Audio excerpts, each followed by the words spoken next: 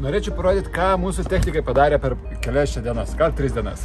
Čia kolegos sudėjo 3 ašių kemperiui kojas. Tuoj parodysiu, kaip veikia. Čia yra realiai nelygi vieta, jinai yra va tokia.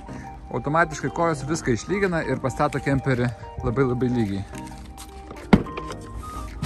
Matot. Realiai jis yra labai pakrypęs. Čia yra prietaisų panelė.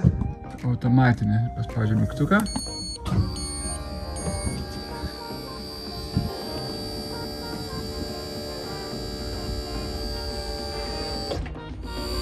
Antra koja.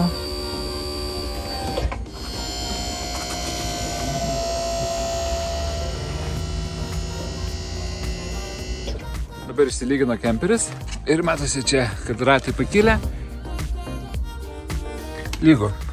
Didžiausias privalumas yra tame, kad nereikia ieškoti lygių paviršių, jisai pats viskas susireguliuoja ir jisai yra stabilus. Aš dabar taip nuo vienos iki kitos ir jisai stabilus.